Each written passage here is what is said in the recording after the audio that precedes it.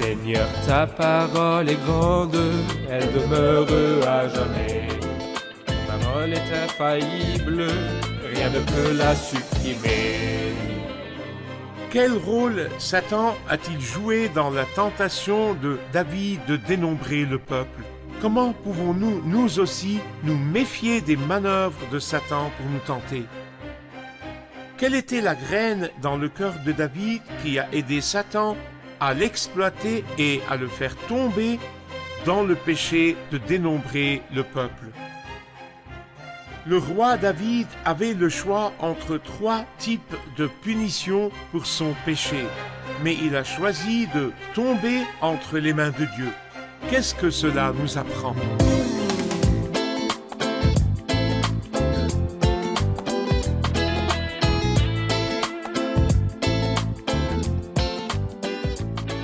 Bienvenue à vous, chers spectateurs, ainsi qu'à tous nos spectateurs dans le monde entier, dans un nouvel épisode de notre émission d'études quotidiennes Toute la Bible, qui nous réunit tous autour de la Sainte Parole, la Parole de Dieu, la Sainte Bible.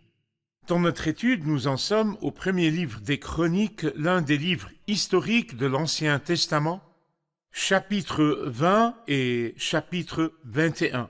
Nous allons assister à une nouvelle victoire de David au chapitre 20 et nous allons assister à une chute de David au chapitre 21. Pourquoi a-t-il triomphé et pourquoi a-t-il chuté? C'est ce que nous allons découvrir dans l'épisode d'aujourd'hui.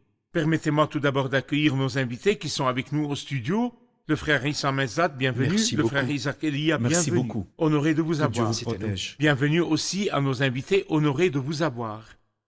Frère Isaac, pourriez-vous nous donner une première idée de la guerre relatée au chapitre 20?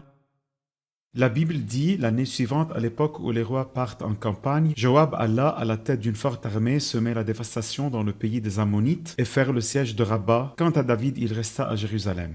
Ce n'était pas possible après que les hommes dont nous avons parlé avant aient humilié les hommes de David. Sans s'excuser, ils ont même amené les hommes et cherché des hommes pour combattre avec eux et les engager À faire des alliances contre David. à faire des alliances contre David, que David se taise. C'est pourquoi Joab a fait cette bataille et a triomphé. Joab commandait l'armée de David. Joab commandait l'armée de David. Il a triomphé et Dieu fait sortir ce qui se mange de celui qui mange. Mais le point important dans cette question, c'est que nous apprenons une leçon, qu'il ne sert à rien de faire la paix avec le mal. Si nous considérons que Nakash et Amon représentent le mal, les politesses ne marchent pas avec le mal. Mais ce qui marche avec le mal, c'est l'élimination du mal. Ceci est très important dans notre vie en tant qu'individu. Nous l'éliminons de nos maisons et nous l'éliminons s'il existe au sein de l'Église de Dieu. C'est très important de le faire. Mais ce qui est très remarquable, c'est que cette guerre, que la Bible appelle l'époque où les rois partent en campagne, est la bataille que David n'a pas menée.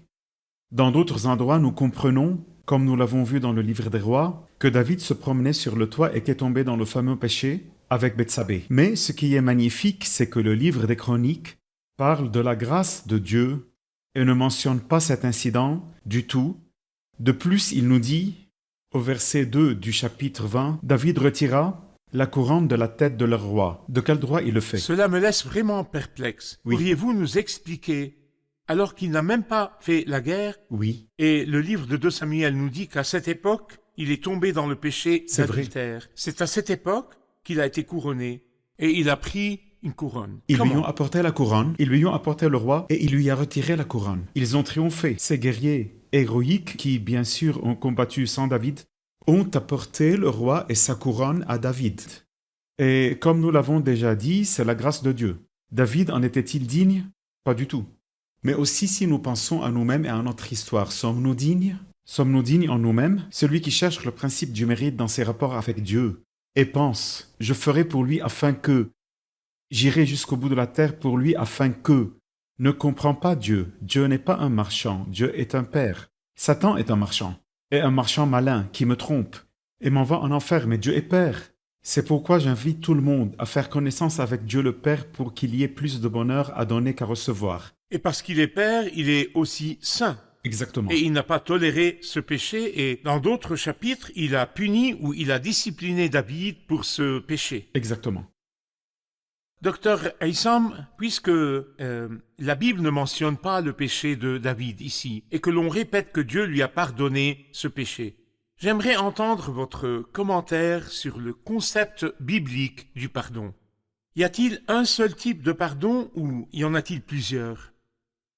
En vérité, le pardon est parmi les exigences centrales de la Bible. Et le pardon est le besoin suprême de l'homme, voyez-vous, lorsque vous dites à quelqu'un ou que résonne dans son cœur « Vos péchés ont-ils été pardonnés ?»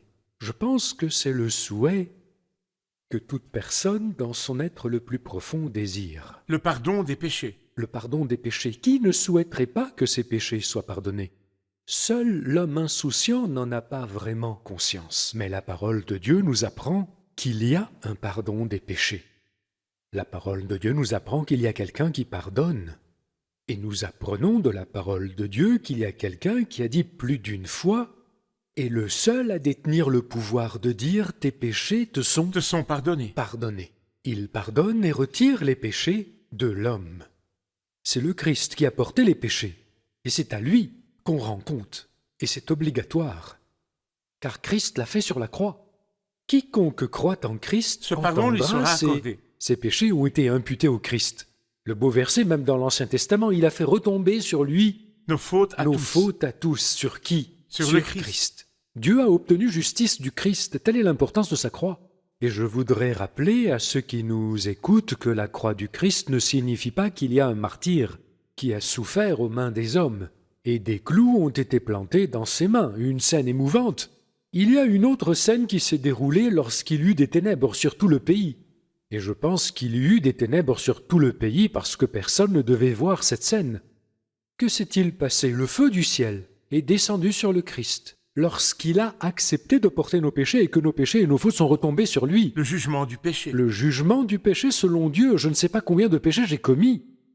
Mais je sais que le salaire d'un seul péché, c'est la mort. Imaginez le nombre de péchés. Et le salaire de chacun est l'enfer éternel. Et le Christ est entré à ma place dans cet enfer. Et cette idée n'est pas très éloignée de la Bible dans l'Ancien ou le Nouveau Testament. Les sacrifices dans l'Ancien Testament et la rédemption, le sacrifice devait racheter l'homme et ouvrir la voie à la venue du Christ. Le grand sacrifice. Oui, symbolisé. Comme l'histoire d'Abraham et du bélier qui a été offert à la place du fils d'Abraham. À quoi cela symbolisait? Supposons qu'un feu descendait sur le bélier, il ne lui ferait rien. Ni même le fils d'Abraham, si le feu le consumait, ne lui ferait rien. Mais le feu de Dieu a continué à brûler jusqu'à la venue du Christ. Lorsqu'il est venu, il a prononcé ces paroles, tout est accompli, j'ai absorbé toute la colère de Dieu. C'est la base du pardon. Quiconque y croit que le Christ a porté ses péchés lui seront pardonnés parce qu'il y a le substitut qui a porté ses péchés. C'est ce qu'on appelle le pardon éternel. Et c'est ce pardon éternel qui se produit une seule fois entre l'âme et Dieu. Lorsque le Christ dit à quelqu'un « tes péchés te sont pardonnés », jamais, un jour, il lui reprochera à nouveau son péché. Et c'est ce que dit la Bible, je ne me souviendrai plus, c'en est fini de ces péchés, de vos péchés, ni de vos fautes. Après cela, quand quelqu'un dont les péchés sont pardonnés, dans son parcours, a pu tomber, cela a un pardon paternel, parce qu'après avoir cru en Christ, il devient membre de la famille de Dieu. Dieu devient son Père. Dans ce cas, il ne va pas vers Dieu le juge, il va vers son Père, à qui il a fait du tort, il y va honteux. C'est pourquoi la Bible dit ces belles paroles. Je vous écris cela afin que vous ne péchiez plus, 1 Jean. Mais si quelqu'un a péché, il est normal que celui qui croit ne pêche pas. Mais s'il a péché, nous avons un défenseur. Un défenseur auprès de qui? Du Père. Auprès du Père. Si nous reconnaissons nos péchés, je viens à lui et m'excuse. En tant que Père et pas juge, je n'ai pas peur du jugement. Je vais vers mon Père et m'excuse, il nous pardonne nos péchés et nous purifie de tout mal. Le deuxième pardon est le pardon paternel pour me remettre en communion avec lui. Je reviendrai et je n'aurai pas honte dans mes rapports avec lui, certain qu'il m'a accueilli et m'a pardonné ce péché d'un point de vue temporel. Mais j'ai reçu le pardon éternel et la filiation éternelle par l'expiation du Christ à laquelle j'ai cru et dans lequel je me suis réfugié une seule fois pour toutes et pour toujours. Nous allons faire une pause puis prendre une question du public si vous le permettez. Je vous retrouve, chers spectateurs, après la pause. Ne quittez pas.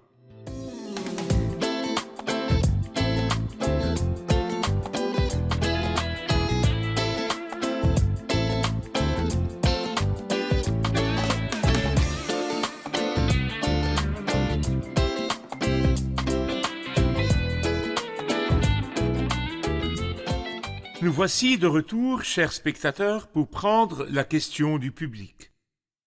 Votre question. Notre chapitre 20, verset 3, parle de la façon dont David a traité les Ammonites. Il dit « Il déporta ses habitants et les affecta au maniement des scies, des pics de fer et des haches de fer. David traita de la même manière toutes les villes des Ammonites. » Pourquoi une telle cruauté de la part d'un David au grand cœur, qui sentit son cœur battre parce qu'il avait coupé le pan du manteau de Saul, mais il traite les Ammonites avec tant de cruauté? David, le doux poète, comment peut-il permettre que l'on scie, tue, traîne et brûle de la sorte? Oui, n'oublions pas, frère Ayad, que David était le roi d'Israël et que le trône de David s'appelait le trône de l'Éternel. Donc, en d'autres termes, Dieu, à cette époque, gouvernait le monde Par à l'intermédiaire de travers son le peuple. peuple d'Israël, dans cette période de l'histoire. Dieu exerçait ses jugements sur les méchants, et David exécutait le jugement de Dieu sur ce peuple méchant. C'est un point qui est très important. L'exécution du jugement se faisait d'une manière qui convenait à l'atmosphère qui existait à l'époque. Il a été dit des croyants, même des croyants de l'Ancien Testament, dans l'Épître aux Hébreux, chapitre 11, certains ont été sciés. C'était une forme de punition, l'humiliation, les soumettre à une certaine servitude sous les scies et les pics de fer, etc. Et les scier littéralement, les tuer littéralement. Il exécutait le jugement de Dieu sur ses peuples. Bien sûr, pour que les choses soient claires, nous sommes aujourd'hui dans une autre ère. Nous sommes dans l'ère de la grâce. Dieu contrôle le monde par le biais de ce qu'on appelle la période accordée aux nations. Dieu a établi des autorités, a établi des lois et a établi des magistrats, et l'Église s'y soumet. Le croyant aujourd'hui ne va pas scier quelqu'un, je veux dire le chrétien. Au contraire, nous sommes appelés à aimer nos ennemis et à prêcher l'Évangile. Mais en ce temps-là, David, en tant que roi d'Israël, exécutait les jugements de Dieu sur la terre. Parfait. Ce tableau présente également une image de ce que fera le Christ, le Seigneur de David, qui siégera sur le trône dans le monde entier bientôt. Les gens ont mal compris Dieu. Ils pensent que Dieu n'est qu'amour, miséricorde, pardon et rémission. Seulement. Dieu est tout cela, mais il a aussi le jugement. Ils le veulent comme ça aussi, non seulement ils le comprennent mal. Exactement. Mais il a vraiment de la vengeance. Un jour de vengeance de notre Ça, Dieu. c'est vrai. Un jour viendra où il dira, le Christ l'a dit et il accomplira ce qu'il a dit. Mes ennemis qui n'ont pas voulu que je règne sur eux, amenez-les ici et mettez-les à mort devant moi. Tout comme Dieu a de l'amour, il a aussi de la sainteté et du jugement. Il a une période de grâce qui s'étend sur environ 2000 ans, mais il y a le jour de vengeance à venir. Certainement. Docteur Issam, au chapitre 20, après la guerre contre les Ammonites et la chute de la ville, nous apprenons que David a été couronné, qu'on lui a apporté la couronne et qu'on lui a mis la couronne. Le verset 4 parle d'une nouvelle guerre contre les Philistins. Qu'est-ce que cette guerre contre les Philistins nous apprend sur le plan spirituel, c'est-à-dire l'ennemi spirituel des croyants?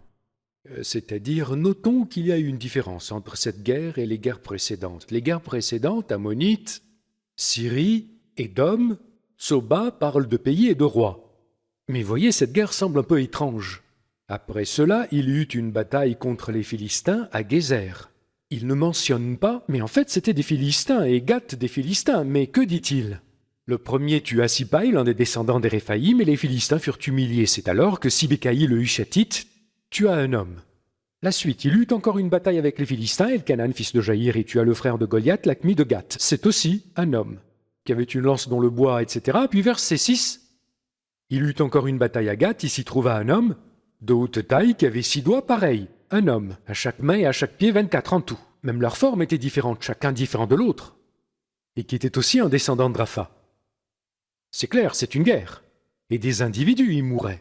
Et les fauteurs de troubles des individus. Revenons donc à l'entrée du peuple dans le pays. Dieu a permis que les Philistins restent dans le pays. Pourquoi? Ils restent dans le pays afin d'éprouver le peuple à travers eux. Et régulièrement, nous trouvons cela dans le livre des Juges au chapitre 3. Lorsqu'ils sont entrés dans la terre promise, les Philistins sont restés pour éprouver ce peuple. Oui, les Philistins sont restés pour éprouver ce peuple. Et rappelons-nous également que les Philistins symbolisent la chair. La chair, notre entité intérieure corrompue. La vieille nature qui est en nous. Cette vieille nature en nous a 1000 formes différentes. Et en même temps, elle aime chasser une personne après l'autre. Vous souvenez-vous de Goliath? Donnez-moi un homme, juste un qui me confronte. Restez tous à l'écart, j'ai besoin d'un homme et nous nous battrons. Vous souvenez-vous de Samson? Qui a humilié Samson? N'est-ce pas? Les Philistins, cela parle de la chair et a ces différentes voix qui prennent des formes variées, et elle aime prendre l'homme à part et l'isoler de Dieu pour l'opprimer. Mais comme nous l'avons dit, David a triomphé dans toutes les guerres, sans exception, et il a aussi triomphé dans cette guerre. Frère Isaac, lorsque nous passons au chapitre 21, un grand péché de David, à savoir le dénombrement du peuple, parlez-nous-en et dites-nous pourquoi Dieu s'est mis en colère. Et c'est écrit ici alors que le premier livre des Chroniques suit la ligne de la grâce et ne parle pas des péchés de David. En bref, parce que ce péché a été causé par Satan. La Bible dit au premier verset du chapitre 21, « Satan se dressa contre Israël, et il excita David à faire le dénombrement d'Israël. Ce péché apportera le malheur à tout Israël, alors que le péché d'adultère n'a peut-être touché que des individus. Mais il s'agit ici d'un péché qui va provoquer une crise pour tout le peuple. La deuxième chose est que ce péché est lié au péché d'orgueil. Car il ne convient pas qu'un roi fasse ce qu'il a fait sans instruction divine et sans sacrifice. C'est la Bible qui le dit. Il leur dit « Allez-y, faites le dénombrement d'Israël, puis faites-moi un rapport afin que je sache combien ils sont. » C'est une sorte d'orgueil. Et nous avons compris dans notre étude que Dieu s'oppose aux orgueilleux. Bien sûr, Dieu n'aime pas le péché, quel qu'il soit. Cependant, l'orgueil, parce que c'est le péché de Satan, parce que c'est la chose que Dieu déteste beaucoup, Dieu s'oppose personnellement aux orgueilleux. Ici, David s'est présenté comme personnellement opposé à Dieu, et malheureusement, l'issue a été difficile et les résultats ont été terribles. Dieu a voulu que David soit humble et qu'il laisse à Dieu le soin de compter et qu'il sache qu'il ne s'agit pas de sa propre grandeur, mais de la grandeur de Dieu. Parfait. Je vais faire une pause puis vous poser une question, Dr. Issam, sur le rôle de Satan dans ce péché dans lequel il a entraîné David. Et comment pouvons-nous aussi nous méfier des ruses et des manœuvres du diable? Chers spectateurs, je vous retrouve après la pause. Ne quittez pas.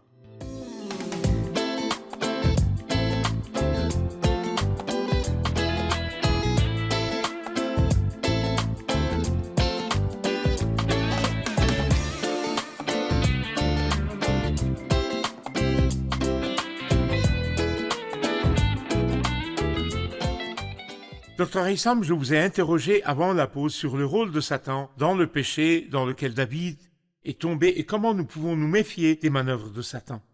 Le texte dit ici, Satan se dressa contre Israël, et il excita David. Je reviens au verset de 2 Samuel 14 qui relate le même incident. La colère de l'Éternel s'enflamma de nouveau contre Israël, et il excita David contre eux. Dans 1 Samuel, c'est attribué à Dieu, et dans 1 Chronique, c'est attribué à Satan. Pourquoi? À cause de la même ligne que nous suivons. Samuel traite des relations disciplinaires Le livre de avec Samuel. l'homme. Le livre de Samuel. Les relations disciplinaires avec l'homme. La politique de Dieu. Et dans la politique de Dieu, Dieu fait et Dieu corrige. Et utilise qui Et il Dieu, veut. oui, Dieu fait et Dieu corrige. Cependant, dans cette ligne de la grâce, Dieu utilise des moyens pour accomplir son dessein à travers son instrument qui servira le dessein de Dieu à la fin. Parmi les moyens utilisés par Dieu, Satan et Joab ici. Et là, Satan est un moyen. Ce n'est pas que Dieu ait donné à Satan la domination, non. Mais parce que Satan a ce désir, c'est pourquoi même le texte biblique dit ceci. Satan se dressa contre Israël et l'excita contre Israël. Mais qu'est-ce que Satan au fond du compte? Il a la nation à Une l'esprit. partie de son travail consiste à accuser nos frères et sœurs. L'un de ses travaux, accuser. Dieu a profité de cette caractéristique. Accuser, oui, mais comment? Exciter le cœur de David. Satan a excité David à faire le dénombrement du peuple. Satan est ici un moyen utilisé par Dieu à cause de ce qu'il est. Ce n'est pas Dieu qui l'a fait, mais à cause de ce qui est en Avec la lui. permission de Dieu. Avec la permission de Dieu, c'est vrai. C'est vrai aussi qu'il n'est pas fait mention ici des horribles péchés de David, et ces péchés étaient nombreux d'un point de vue historique. Mais certaines erreurs sont mentionnées pour qu'il y ait un point de comparaison entre le symbole et le symbolisé. Des erreurs qui révèlent le cœur de l'homme et révèlent les tendances du cœur humain. Et là, Satan, Dieu lui a permis de faire cela pour révéler le cœur de David. Et malgré cela, il a utilisé un deuxième instrument, pas bon non plus, pour avertir David. Et qui est-il?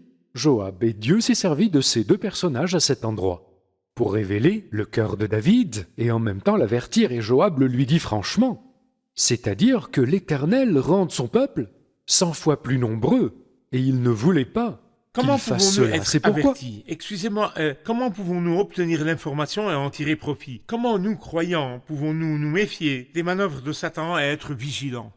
En fait, nous n'avons pas d'autre moyen que la proximité de Dieu et la lumière de sa présence, parce que nous sommes exposés aux attaques du malin dans notre raisonnement à tout moment et dans tous les domaines. Mon éloignement de la présence de Dieu signifie que je suis exposé à l'une des flèches enflammées du malin, parce que des tendances en moi se manifestent, exposé à des idées qui me viennent. Les tendances sont là, les pensées aussi, mais qu'est-ce qui me protège pour savoir si c'est de Dieu ou pas?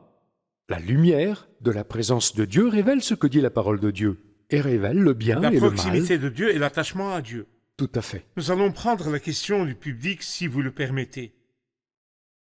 Votre question. J'ai une question sur 2 Samuel, chapitre 24, verset 9. Il est écrit « Joab remit au roi le résultat du dénombrement du peuple. Il y avait en Israël 800 000 hommes vaillants, aptes au combat, et 500 000 en Juda. » Cela contredit ce qui a été dit dans le chapitre que nous étudions dans le premier livre des Chroniques 21, verset 5. Il dit « Joab remit à David le résultat du dénombrement du peuple. Il y avait dans tout Israël 1 100 000 hommes aptes au combat, et en Juda 470 000 hommes aptes au combat, soit une différence d'environ 330 000 hommes. Quel est le bon chiffre? Est-ce tout? Pourquoi ces grands chiffres? Expliquez-nous, frère Isaac. Dans 1 Chronique 27, il y avait 12 officiers. Nous lisons ceci dans le tout premier verset du chapitre 27 du premier livre des Chroniques. Chacun d'eux commandait pendant 1 mois. Et chaque division comptait 24 000 hommes. Donc 12 fois 24 000 font 288 000. Bon, dans ce chapitre, il y avait 12 000 hommes supplémentaires, le chapitre en question. Nous avons donc 300 000. Et c'est la différence entre les deux. Oui. En tenant compte du fait que 2 Samuel 6, au tout premier verset, dit qu'il y avait 30 000 hommes sur la frontière. Et ceux-ci sont exclus du décompte. Il reste 470 000. Donc 300 000 plus 30 000, soit la différence de 330 000 évoquée par la question. Les premiers 300 000 apparaissent dans le dénombrement de 1 Chronique 27. Soit 288 000 plus les 12 000 du chapitre. Et l'autre 30 000 figure dans 2 Samuel 6, verset 1. Parfait, parfait. Docteur Issam, je voulais aussi vous demander, nous parlons toujours du rôle de Satan dans la tentation et nous voulons être prudents. Y a-t-il une graine dans le cœur qui permet à Satan d'agir en nous? C'est vrai, et cette graine profite des circonstances. Il y a une graine plantée en nous, même une graine qui agit en nous. Et là où les conditions sont propices, elle pousse. Et Satan la nourrit de pensées. Et cette graine, c'est tout simplement l'orgueil et l'incrédulité, qui inclut l'autosuffisance. David est sorti des batailles victorieux et une couronne très respectable a été mise sur sa tête. Que pensez-vous de cette scène? N'est-elle pas assez séduisante? Comme pour dire « je voudrais découvrir ma propre grandeur, découvrir la grandeur de mon armée, je voudrais découvrir la grandeur de mon peuple. Comment est-il et sa taille ?» Et cela nous montre que d'une part, il avait besoin de fierté, et d'autre part, c'est-à-dire l'élément de la foi et ses considérations passées, lorsqu'il s'est approché de Goliath, il lui dit « Tu marches contre moi avec l'épée, la lance et le javelot. Moi je marche contre toi au nom de l'Éternel, le maître de l'univers, et il n'avait que 5 pierres lisses. » Il a donc vaincu Goliath non par ses capacités, et là il compte et calcule les capacités. L'orgueil est douloureux. Et Satan est toujours impliqué dans l'orgueil, parce que Satan a planté cette graine en nous, et saisit n'importe quelle occasion. Et c'est ce qui s'est passé. C'est-à-dire que Satan l'a séduit pour qu'il éprouve Par la sa graine de grandeur, l'orgueil. par la graine de l'orgueil. Et je me dis toujours que lorsqu'une personne s'élève soi-même et prend l'air hautain, elle ouvre immédiatement la porte à Satan. C'est vrai. Et là, Dieu le laisse et permet à Satan de l'éprouver. Et je pense que c'est ce que Job n'avait pas. Pour Job, ce n'était pas tant l'orgueil que d'une mauvaise compréhension de lui-même. Il ne savait pas à quel point il était. Et c'est pourquoi il lui a dit à la fin, « Je ne fais pas le poids. » Que pourrais-je te répondre? Mon oreille avait entendu parler de toi. Mais maintenant, Mais maintenant, mon œil t'a vu, je me je reconnais mes condamne. torts. Et je regrette chaque mot que j'ai prononcé. Et je condamne ma personne dont j'étais fier. Je me condamne et je reconnais mes torts sur la poussière et sur la cendre. Satan est entré, il nous fera faire cela. Mais Dieu ne nous laisse pas. Il nous permettra de passer ce test comme David et tout comme Job aussi. Père Isaac, ma dernière question pour cet épisode. Suite à cette terrible chute de David, David a appris qu'il avait 3 types de punitions et qu'il devait en choisir une. Quels sont ces 3 types et comment a-t-il choisi? Dans quelle attitude de cœur? Oui, l'Éternel a envoyé Gad au chapitre 21, verset 9. Il dit à David, je te propose soit 7 années de famine, soit 3 mois de fuite devant tes ennemis, c'est-à-dire périr devant tes ennemis, soit 3 jours de peste dans ton pays. La réaction de David, malgré son péché, mais sa réaction était belle devant Gad. Il tomba le visage contre terre et dit, il vaut mieux tomber entre les mains de l'Éternel, car ses compassions sont grandes, je préfère ne pas tomber entre les mains des hommes. David a compris 2 choses très importantes. La première est que le cœur des hommes est cruel. Les compassions des méchants sont cruelles. Et donc, si leur passion était cruelle, à quoi ressemblerait leur cruauté? Laissez-moi donc être avec Dieu. Mais l'Éternel fait grâce. Même s'il me blesse et me châtie, il m'encouragera, m'élèvera et me ramènera. C'est une belle chose à dire à la fin de notre étude, aux chers téléspectateurs. Le Seigneur est plus proche de vous que quiconque au monde. Parfait. Merci, serviteur du Seigneur. Nous Que Dieu vous poursuivrons bénisse. notre étude dans d'autres épisodes, si Dieu le veut.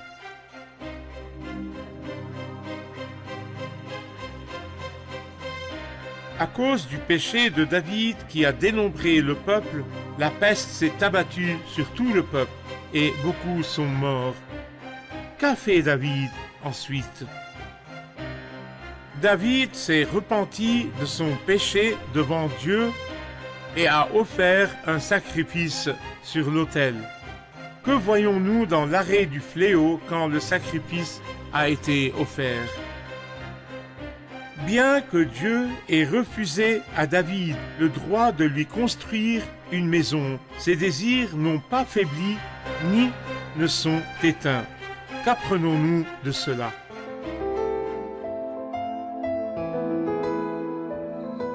Seigneur, ta parole est grande, elle demeure à jamais. Ta parole est infaillible, rien ne peut la supprimer.